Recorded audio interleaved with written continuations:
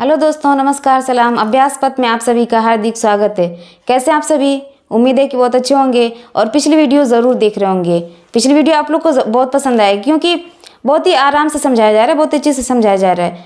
तो आज का टॉपिक है हमारा एक चर वाले रेखीय समीकरण। टॉपिक है हमारा एक चर वाले रेखीय समीकरण। अब एक चर वाले रेखीय समीकरण यानी कि इसको पढ़ने से पहले हमें ये जानना होगा कि चर होता क्या है, चर और अचर होता क्या है। चर के साथ एक अचर भी होता है। तो सबसे पहले जानिए कि चर होता है क्या। चर के नाम से ही पता चल रहा है कि चर मतलब चलना, यानी कि जो चल सके, जिसके मान में परिवर्तन हो सके। वो संख्याएं एक ऐसी संख्या या वो संख्याएं जिनके मान में परिवर्तन किया जा सकता है या बदला जा सकता है, या वो संख्याएं बदली जा सकती, उसके मान में परिवर्तन होना ही उसका मान बदलना ही क्या कहलाता है? चर कहलाता है। चर का मतलब ही होता है चलना, यानी कि एक स्थान से दूसरे स्थान पर जाना, यानी कि इसके मान में परिवर्तन होना।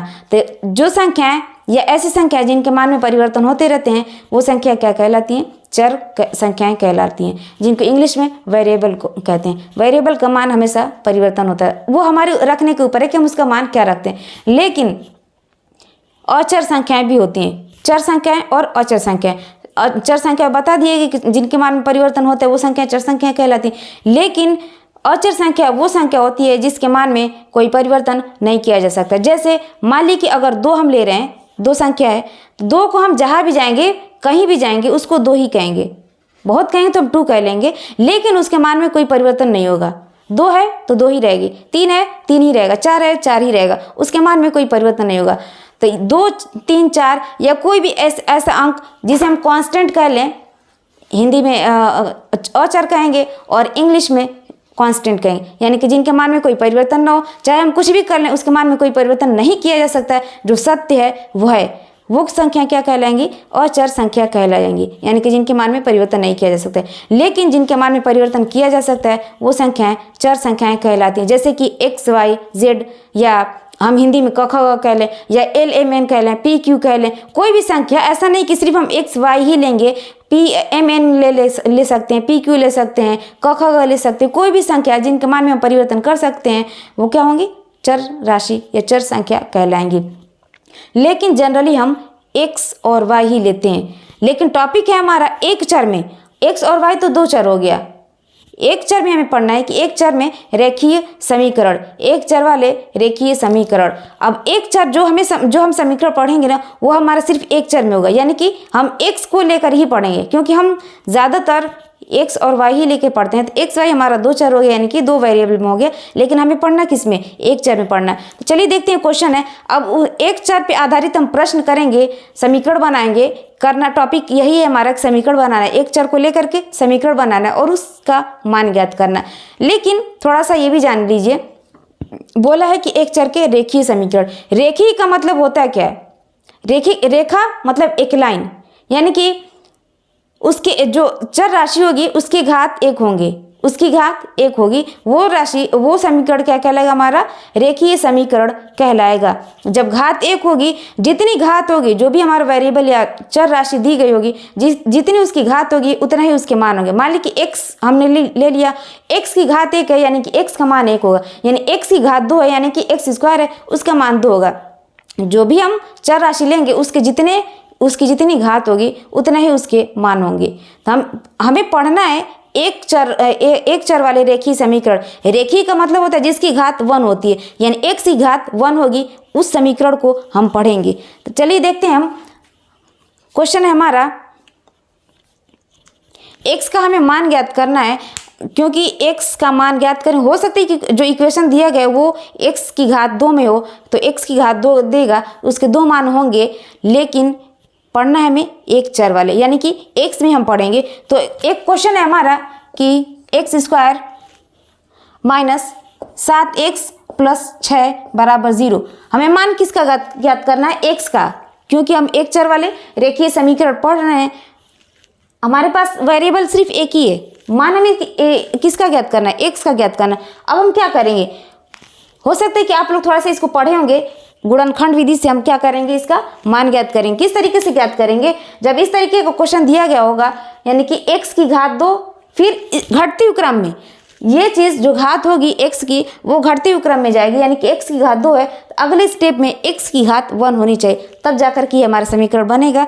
वैसे भी बनेगा लेकिन यहाँ पे जो होगा ना इसको 0 मान लिया जाएगा, 0 मान करके लिया जाएगा, लेकिन यहाँ पे पूरा दिया गया।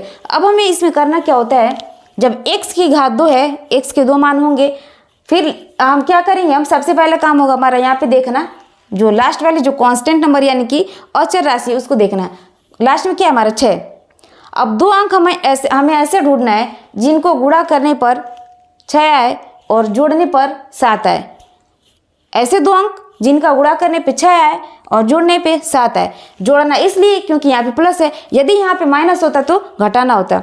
सबसे पहले हमें यहाँ पे देखना होगा कि यहाँ पे कौन सा नंबर है यानी कि कौन सी संख्या है, उसका 2 फैक्टर यानी कि 2 गुणनखंड ढूंढना है हमें, जिससे कि गुणा करने पे 6 आए और जोड़ने पर 7 आए। इससे हम पीछे हटेंगे। गुणा करने पे 6 जोड़ने पे 7, गुणा करने पे 6 जोड़ने पे 7। जोड़ना इसलिए है क्योंकि यहाँ पे प्लस है, यदि यहाँ पे माइनस होता तो हम उसको घटा देते, यहाँ पे प्लस है तो हम जोड़ेंगे। अब हमारे पास संख्या क्या होनी चाहिए, अपने मन में हमें ये सोचना है कि संख्या होगी क्या, तो गुणा करने पे 6 और जोड़ने पे 7, 6 कम 6 और 6 1 7, यानी कि 6 और 7 6 और 1 ऐसी संख्या है जिनका आपस में गुणा करने पे 6 मिलेगा और जोड़ने पर 7 मिलेगा। 6 की गुणा 1 में करेंगे 6 होगा और 6 में 1 जोड़ेंगे 7 होगा। यानी कि अब हम क्या करेंगे, जब 2 संख्या मिल गई, मिलने के बाद सबसे पहला काम होगा इसको ज्यों का त्यों उतारना। एक स्क्वायर उतार दिया गया। अब जो गुणनखंड हमने किया है ना, 2 संख्या ढूंढी है, उसको इसमें बांटना है, यानी कि 7 का 2 फैक्टर करना है। जो संख्या हम ढूंढेंगे या ढूंढे हैं उसी को 2 भागों में बांटना, माइनस लिखेंगे। अब हम क्या करेंगे, एक खोजा है हमने, एक गुणनखंड और दूसरा 6। अब हम यहाँ पे किस तरीके से सेट कर सकते हैं, मान लीजिए 7x को हम किस तरीके से लिख सकते हैं, x माइनस 6x, इस तरीके से लिख सकते हैं। हमें गुणनखंड यहाँ से देख करके ढूंढना है, लेकिन इसको यानी कि x वाले जो नंबर होंगे इनको बांटना होगा 2 भागों में, और वही 2 भागों में जिनका गुणा किया गया होगा, यानी कि 1 और 6।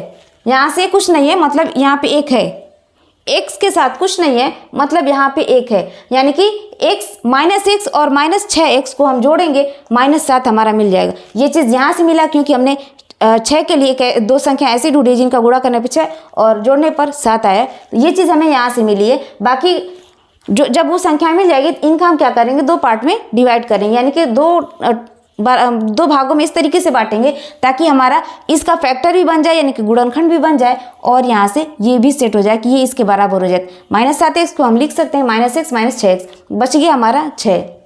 अभी इसको लिखना है 6।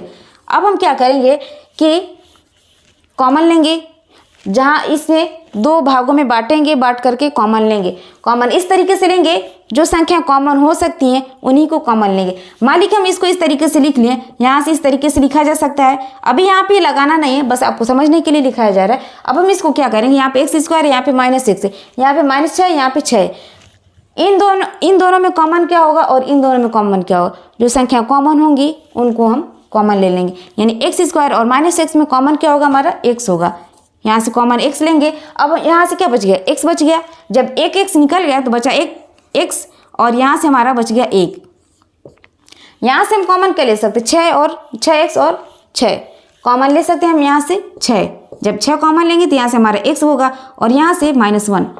-6x में से हम 6 कॉमन लेंगे तो हमारा यहाँ से x बचेगा, और यहाँ से ये प्लस है, लेकिन जब यहाँ से माइनस में कॉमन ले लिया है तो यहाँ पे हमारा बचेगा माइनस बचेगा, यानी कि -x -1। अब देखिए इतना काम करने के बाद फिर हम क्या करेंगे, अब इनमें से यानी इन दोनों में से हम क्या करेंगे, कॉमन ढूंढने की कोशिश करेंगे। कॉमन ढूंढेंगे, जो संख्या जो चीज़ें हमें कॉमन मिल जाएंगी उनको कॉमन लेंगे, बाकी को एक तरफ लिखेंगे। अब x माइनस इसमें भी है, x -1 इसमें भी है और इसमें भी है, दोनों में यानी कि कॉमन हो जाएगा x -1। अब यहाँ से बच गया क्या, x, यहाँ से क्या बचा -6। यहाँ से हम कॉमन लिए x -1 और यहाँ से हमारा बचा x और यहाँ से -6। इसको एक ब्रैकेट में कर लेंगे और इसको एक ब्रैकेट में कर लेंगे, यानी कि इन दोनों को हम गुणा करेंगे आपस में, फिर हमें यही चीज़ मिल जाएगी। इन दोनों को आपस में गुणा करने पर यही चीज़ हमें फिर से वापस मिल जाएगी, लेकिन यहाँ पे गुणा नहीं करना है क्योंकि हम इसका भी क्या करें, गुणनखंड करें। अब ये हमारा 0 के बराबर होगा। मान हमें x का ज्ञात करना है, x के 2 मान होंगे क्योंकि x की घात 2 है। यहाँ से 2 बार हम एक बार इसको 0 के बराबर करेंगे, एक बार इसको 0 के बराबर करेंगे। क्योंकि देखिए 0 कब आएगा, 0 कब आएगा, जब किसी भी संख्या में हम 0 से गुणा करते हैं तब उसका मान 0 आएगा। यहाँ पे 0 लाने के लिए हो सकता है कि ये 0 हो, यहाँ पे x - 6 हो, तब जाके हमारा 0 आए। या ये हो सकता है कि यहाँ पे x - 1 हो, इसके साथ हम 0 की गुणा करें तब ये हमारा 0 आया। या ये हो सकता है कि दोनों संख्या हमारी 0 हो, तभी जाकर के हमारा 0 आएगा। यानी कि दोनों को हम बारी बारी से 0 मानेंगे, क्योंकि हमारे यहाँ पे 0 आया है, तो दोनों में से कोई ना कोई एक 0 होगी या दोनों 0 होंगी, ऐसा हो सकता है। मान ली कि पहले हमने इसको 0 माना, x - 1 बराबर 0, इसको हमने 0 मान लिया। अब यहाँ से x का मान निकाल लेंगे तो यहाँ से क्या हो गया, इधर माइनस में उधर जाएगा प्लस होगा, यानी x का मान 1 हो जाएगा। यही काम यहाँ से भी करेंगे हम, x - 6 बराबर 0, यानी कि x - 6 को हम बराबर 0 के करेंगे। फिर यहाँ से क्या करेंगे, x बराबर इसको इधर लेके आएंगे, यानी कि -6 को इधर राइट साइड लेके आएंगे तो हमारा 6 हो जाएगा। यानी x का मान 1 और 6 हो जाएगा। यहाँ से x के 2 मान मिले, 1 और 6। क्योंकि x के 2 मान इसलिए मिले क्योंकि ये हमारा द्विघात समीकरण है, x की घात 2 है, इसलिए ये क्वेश्चन हमारा इसमें क्या है कि x के 2 मान होंगे। जब एक घात में होगा तब x के 1 मान होंगे, और जब 2 घात यानी कि द्विघात समीकरण होंगे उनके मान 2 होंगे। इस तरीके से इसको x का मान निकाला जाता है।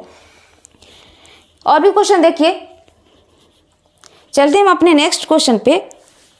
इस तरीके से क्वेश्चन दिए होंगे, कुछ समीकरण दिए होंगे जिनको हल करना होगा, कुछ क्वेश्चन बना करके दे दिए गए होंगे समीकरण के रूप में, उनको हल करना होगा।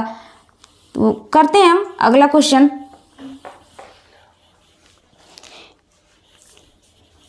क्वेश्चन है हमारा, एक पुस्तक का मूल्य, एक पुस्तक का मूल्य 5x² + 2x + 1 है। इसी प्रकार की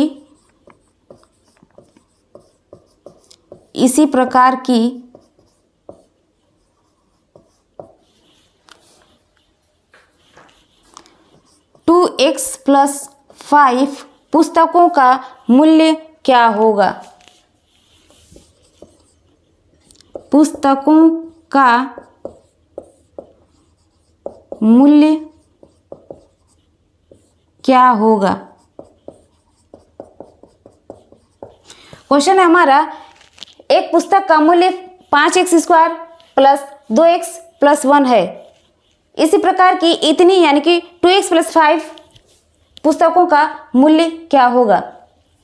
तो क्या करने के लिए इसमें क्या करेंगे हम, जब दिया कि यहाँ पे एक पुस्तक का मूल्य इतना है, इसी प्रकार की इतनी पुस्तकों का मूल्य क्या होगा। जब भी इस टाइप का क्वेश्चन दे कि एक चीज़ या एक वस्तु का दाम दिया गया, उसी टाइप या उसी तरह की 2 से 3 4 या जितनी भी वस्तुओं का दाम पूछे, उसमें हम क्या करेंगे, गुणा करेंगे। सबसे पहले हमें ये चीज़ मालूम होना चाहिए कि हमें दिया क्या गया है और निकालना क्या है। क्वेश्चन में जब तक ये दोनों चीज़ें हमें नहीं मालूम होंगी, हम क्वेश्चन को हल नहीं कर सकते। पहला काम होगा हमें ये जानना कि क्वेश्चन में दिया क्या है, और दूसरा काम होगा कि निकालना क्या है। दूसरा काम होगा हमारा ये जानना कि इसमें निकालना क्या है। तो क्वेश्चन में हमें दिया है कि एक पुस्तक का मूल्य दे दिया गया है, और पूछा क्या है कि इतनी पुस्तकों का मूल्य क्या होगा। कोई भी चीज़ हो, जब उसका एक वस्तु या एक चीज़ का दाम दिया गया, उसी से संबंधित उसी तरह की वस्तुओं का 2 से 4 10 12 वस्तुओं का जब मूल्य निकालना हो, हम क्या करते हैं, गुणा कर देते हैं। तो यहाँ पे हम गुणा ही करेंगे। एक पुस्तक का मूल्य इतना, इतनी पुस्तकों का मूल्य कितना होगा, गुणा करेंगे तभी हमारा यहाँ से मालूम होगा। तो चलिए हम गुणा करते हैं। जब एक पुस्तक का यहाँ पे मूल्य ये हो गया, तो इतनी पुस्तकों का मूल्य क्या होगा। डायरेक्ट हम लिखते हैं, एक एक स्टेप को लिखा नहीं जाएगा, क्योंकि एक एक स्टेप लिखने का क्या मतलब है, बहुत ज़्यादा टाइम लगेगा। मान लीजिए कि हम एक क्वेश्चन में हम लिख के दिखा दे रहे हैं। मान लीजिए कि यहाँ पे एक पुस्तक, वैसे क्वेश्चन में लिखा ही है, लिखने की ज़रूरत ही नहीं। एक पुस्तक का मूल्य इतना है, तो इतनी पुस्तकों का मूल्य क्या होगा। डायरेक्ट हम यहाँ से गुणा करते हैं। एक ही चीज़ को बार बार लिखने का कोई मतलब नहीं।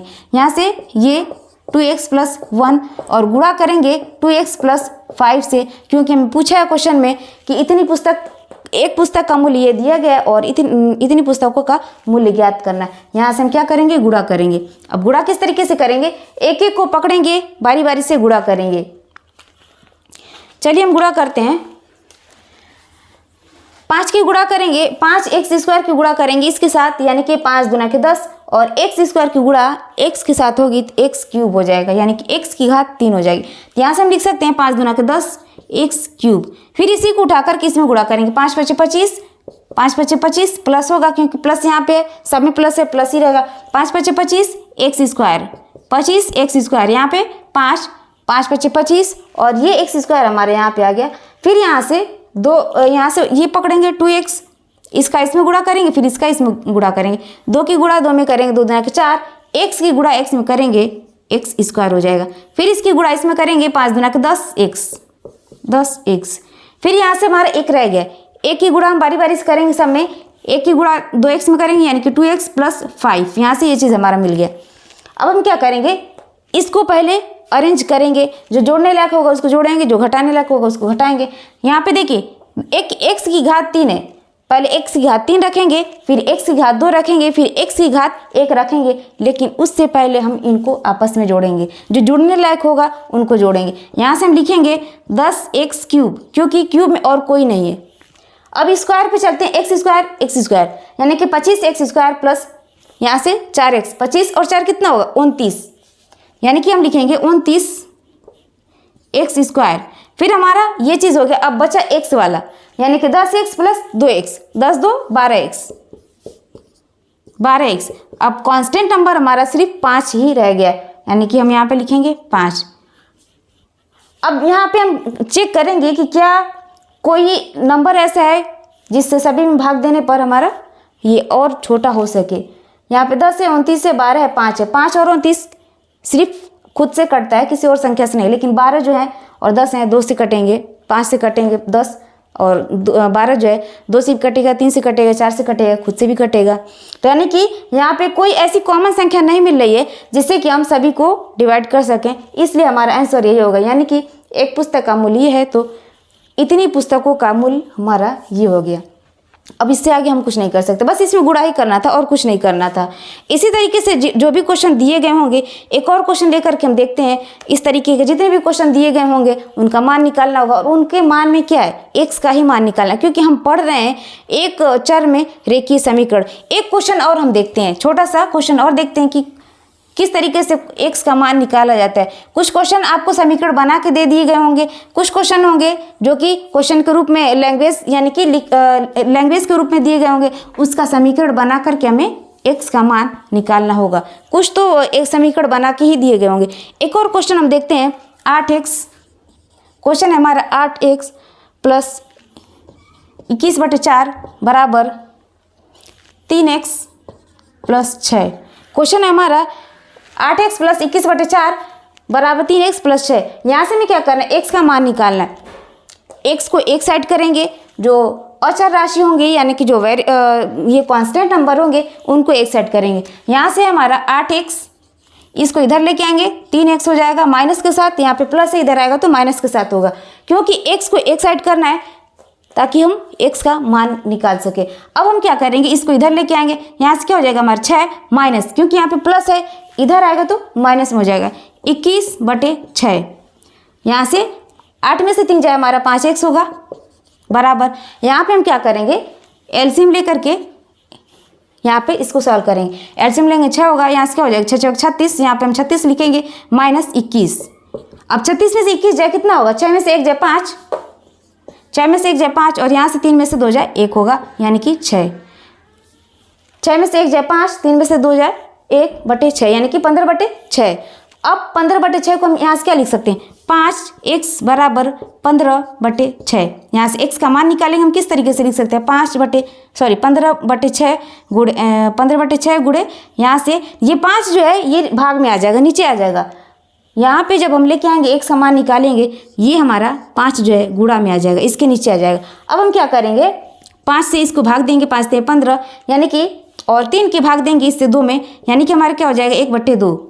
x का मान होगा हमारा 1/2। अब कोई और बच नहीं रहा काटने के लिए, 5 से या 15 में भाग दिया गया 3 आया, और 3 से भाग दिया गया 6 में 2 आया, यानी कि x का मान 1/2 आ गए। यही हो गया इसका मान। इस तरीके से क्वेश्चन दिए गए होंगे, बहुत ही आसान है, आसानी से निकाला जाएगा, कुछ करना नहीं, बस जोड़ना घटाना गुणा भाग है, और जोड़ना घटाना गुणा भाग तो हमें आता ही है। इस तरीके से सीखते रहिए। वीडियो अच्छी लगे तो लाइक करें, शेयर करें, चैनल को सब्सक्राइब करें। मिलते हैं नेक्स्ट वीडियो में। जय हिंद।